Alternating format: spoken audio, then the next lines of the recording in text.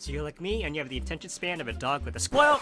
Then here are 5 quick tips and strategies to help you tame this hyperactive kitty. Tip number 1, do not fight at melee range. And, Apophis is a specialized melee fighter. As such, it's easier to handle and to dodge while fighting at range rather than up close. When fighting at range, it's limited to just throwing rocks and lunging forward at you, both of which have a visibly long wind-up time, giving you plenty of time to dodge those attacks. Tip number 2, use the short cage. This is by far the easiest and the cheesiest way to fight Apophis. However, this strategy must be handled with care or you risk losing all of your aggro and your progress on Apophis!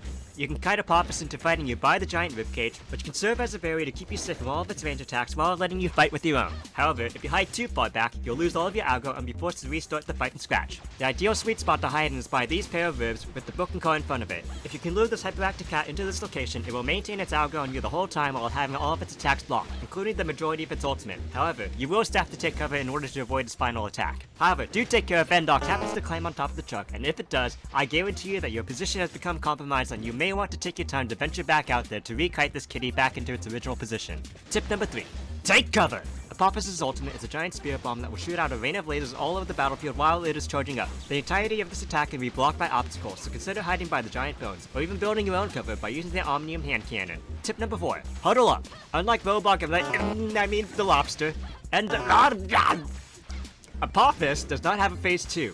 And to be frank, it really doesn't need one given how much trouble this boss normally is. Instead, Apophis will randomly cover the field in radiation to mark all effective players, dealing damage over time to everyone. To handle this attack, do A. Huddle up together with a player with a work different than your own. B. Heal up. If you're separated or all alone, that's all you can really do. C. Be 45 meters away before the attack starts. Very unlikely, but a lot less so in a group. Tip number 5. Dodge backwards if you melee. If you choose to be an absolute gigachad and fight with an Apophis.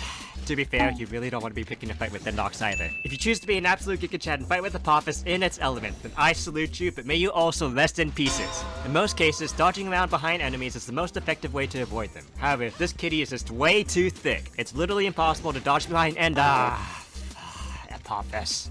Just what the hell have you been eating, Vendox? As such, the only way to go is backwards. You can try to fight on the side of the arms, but taking the time to do this will probably reduce your DPS and will not be worth your while. And finally, some of Apophis' attacks come out so fast that it is literally unreactable, which is the primary reason why you do not want to fight in melee range. There is no real discernible difference in the tail of this attack versus its others, so you have to presume that every single melee attack is going to be coming out at you at Sonic speed. And these are the most important tips and strategies to keep in mind in order to calm down this hyperactive kitty. As long as you keep these strategies in mind, you'll be cakewalking and gacha reasons for days, or at least until you run out of keys. Squirrel!